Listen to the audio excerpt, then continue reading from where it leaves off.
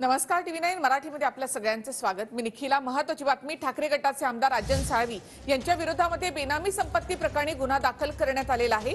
राजन साळवींनी 3.5 कोटी रुपयांची बेनामी संपत्ती जमा केल्याचा आरोप यावेळी करण्यात आलेला आहे। दरम्यान आमदार राजन साळवी अटकपूर्व जामिनासाठी अर्ज करणार नाहीत असं त्यांनी स्पष्ट केलं। गेल्या अनेक तासांपासून साळवींच्या घरी एसीबीच्या पथकाकडून झाडाझडती सुरू आहे। ही थेट दृश्य आपण पाहतोय। राजन साळवी यांच्या घरी आता शिवसेनेत जमा झालेली आहे। जोरदार घोषणाबाजी या ठिकाणी केली जात आहे। एसीबीच्या पथकाकडून साळवींच्या घरी आज सकाळपासून झाडाझडती केली जाते।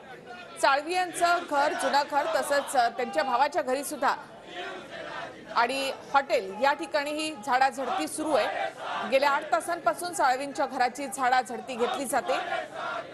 अधिक माहितीसाठी थेट आपण जाऊयात रत्नागिरीमध्ये आमचे प्रतिनिधी मनोज लेले यांच्याकडे। मनोज, राजन साळवी यांच्या घरी अजूनही एसीबीची धाड सुरू आहे। बाहेर आपण पाहतोय की त्यांचे समर्थक या ठिकाणी मोठ्या संख्येने जमा झाले। नक्कीच निखिला, या ठिकाणी राजन साळवी यांच्या घराच्या बाहेर आता गतिविधी ज्या आहेत त्या वाढलेल्या पाहायला मिळत आहेत, हालचाली वाढलेल्या पाहायला मिळत आहेत। कारण ही जी कारवाई आहे सकाळी 8:15 वाजून सुरू झालेली होती। एसीबीची टीम जी आहे ती या ठिकाणी राजन साळवी यांच्या घरी आलेली होती आणि त्यानंतर जवळपास 8 तास झालेले आहेत। आता काही क्षणामध्ये या ठिकाणी एसीबी आपला निर्णय घेऊ शकते या संदर्भामध्ये। म्हणूनच सगळे पोलीस बंदोबस्त आणि शिवसेनेचे जे कार्यकर्ते आहेत, उद्धव ठाकरे गटाचे कार्यकर्ते आहेत ते पण या ठिकाणी आलेले पाहायला मिळतात। जोरदार घोषणाबाजी होते आहे। ज्या ठिकाणाहून एसीबी कदाचित राजन साळवी यांना जर अटक झाली तर ज्या मार्गाने येऊ शकतात त्या मार्गावरती सध्या घराच्या म्हणजे जो दरवाजा आहे त्या दरवाजावरती शिवसैनिक या ठिकाणी जमलेले पाहायला मिळत आहेत। जोरदार घोषणाबाजी होते। झालेली कारवाई चुकीची आहे, सूडबुद्धीने होते आहे। त्या अनुषंगाने सध्या जे लांजा, राजापूर, रत्नागिरी, संगमेश्वरहून आलेले कार्यकर्ते आहेत ते जोरदार घोषणाबाजी करतायत। या ठिकाणी जी कारवाई होती ती चुकीच्या पद्धतीने होते असं सांगण्याचा प्रयत्न या ठिकाणी केला जातो आहे आणि त्याच अनुषंगानं ही सर्व जी उद्धव ठाकरे गटाचे कार्यकर्ते आहेत त्या ठिकाणी जमलेले पाहायला मिळत आहेत। मोठ्या संख्येने सध्या घोषणाबाजी होते आणि आता या ठिकाणी ज्या हालचाली ज्या आहेत त्या वाढलेल्या आहेत। कदाचित पुढच्या काही मिनिटांमध्ये या ठिकाणी एसीबीची जी कारवाई आहे ती संपू शकते आणि त्याचमुळे सध्या मोठा पोलीस बंदोबस्त सुद्धा राजन साळवी यांच्या घराच्या बाहेर लावण्यात आलेला पाहायला मिळतोय। पुढची नेमकी आता ऍक्शन या संदर्भामध्ये एसीबी काय घेणार याची उत्सुकता लागून राहिलेली पाहायला मिळते। कारण का आज सकाळी या ठिकाणी रत्नागिरी शहर पोलीस स्थानकात रायगड एसीबी कडून या ठिकाणी बेनामी संपत्ती संदर्भामध्ये या ठिकाणी राजन साळवी, त्यांची पत्नी आणि त्यांचा मुलगा असा तिघांविरोधात या ठिकाणी गुन्हा दाखल झालेला होता आणि त्याच अनुषंगानं सध्या या सगळ्या गोष्टींवरती कारवाई जी होती ती होताना पाहायला मिळते आहे। निखिला, नक्कीच मनोज, आपण पाहतो एसीबीच्या पथकाकडून ही कारवाई केली जात आहे। गेल्या 8 तासांपासून साळवींच्या घराची झाडाझडती या ठिकाणी सुरू आहे। राजन साळवी यांच्या विरोधात बेनामी संपत्ती प्रकरणी गुन्हा दाखल झालाय। त्यानंतर त्यांचे समर्थक त्यांच्या घराच्या बाहेर मोठ्या संख्येने जमा झालेले आहेत। एकीकडे आता एसीबीची कारवाई सुरू आहे, अधिकारी त्या ठिकाणी झाडाझडती घेत आहेत, तर बाहेर राजन साळवी यांचे समर्थक, ठाकरे गटाचे समर्थक या ठिकाणी मोठ्या संख्येने जमलेले आहेत। मनोज, गेल्या 8 तासांपासून एसीबीचे अधिकारी राजन साळवी यांच्या घरी आहेत। आणखी कुठे धाडी टाकण्यात आलेले आहेत? राजन साळवी यांची या ठिकाणी चौकशी करण्यात आली आहे का?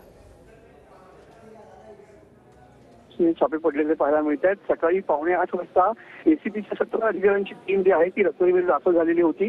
कालपासूनच ही टीम या ठिकाणी तळ ठोकून होती आणि आज सकाळी 8:15 वाजता राजन साळवी यांचं राहतं घर, त्यांचं मूळ घर, त्यांचं दुर्गेश नावाचं हॉटेल, त्याचप्रमाणे त्यांचं कार्यालय आणि त्यांच्या भावाच्या घरावरती या ठिकाणी एसीबीचे अधिकारी 8:15च्या सुमारास पोहोचले आणि ज्या पद्धतीनं बेहिशोबी मालमत्तेसंदर्भात त्यांची चौकशी सुरू होती त्या संदर्भातले सगळे कागदपत्र आणि इतर जे छाननी असते ती करण्याची या ठिकाणी सुरुवात करण्यात आलेली होती। जवळपास 17 ते 18 अधिकाऱ्यांची या ठिकाणी टीम आहे। रायगड, रत्नागिरी, नंतर ठाणे या ठिकाणाहून ही टीम या ठिकाणी दाखल झालेली पाहायला मिळते आहे आणि या अधिकाऱ्याच्या माध्यमातून गेले 8 तासापासून अधिक वेळ जी आहे त्या ठिकाणी चौकशी सुरू आहे। या चौकशीच्या ही चौकशी जी आहे ती जी बेहिशोबी मालमत्ता आहे त्या संदर्भात चौकशी आहे, त्यामुळे याला वेळ लागू शकतो असं अधिकाऱ्यांच्या ठिकाणी म्हणणं आहे। ज्या पद्धतीचा धन्यवाद मनोज एकूणच माहितीबद्दल। आलेल्या अधिकाऱ्यांचा जीव शांत होऊ दे, त्यांना आलेल्या वरच्या आदेशाप्रमाणे त्याची चौकशी आहे ती करू दे आणि पुढे निर्णय काही करा, आम्ही समजदार। माझा प्रश्न असा आहे की ही चौकशी किंवा तपासणी संध्याकाळी 6 वाजेपर्यंत जेणेकरून न्यायालय बंद होईल आणि त्याच्यानंतर ते माझी ती तयारी आहे पोलीस कस्टडीत राहायची, पोलीस कस्टडीत राहायची तयारी माझी आहे बस। त्या ज्या गोष्टी ते तपासून पाहतात आहेत आणि त्या बाबतीमध्ये निश्चितपणे मदत नक्की करणार आहेतच. पण एक शिवसैनिक म्हणून सतत आमच्या पाठीशी मंडळी उभी राहिलेली आहे, त्यांना निश्चितपणे ते धन्यवाद देईन की एक माझ्या प्रेमापोटी, शिवसेनेच्या प्रेमापोटी ही सर्व मंडळी इथे आले. निश्चितपणे याचा मला समाधान आहे. मी चूक केलेली नाही, मी दोषी नाही, त्यामुळे मी सामोरं जाणार चौकशीला मी कुठेही अटकपूर्व जामीसाठी अर्ज करणार नाही. मला घेऊन जाऊ दे, अटक करू दे, कोर्टासमोर सादर करू दे. न्यायदेवतेवर माझा विश्वास आहे, न्यायदेवता मला निश्चितपणे जामीनवरती सोडेल हा मला विश्वास आहे. शिंदे गटामध्ये जात नसेल म्हणून त्या अशा तरी कारवाई करून मला दबाव टाकून प्रयत्न करत असतील, पण दबावाला मी भीक घालत नाही. आमच्या सर्वांच्या निष्ठा त्या वंदनीय शिवसेना बाळासाहेब ठाकरेंच्या चरणाशी असल्यामुळे या दबावाचा काही परिणाम होणार नाही असं माझं मत आहे.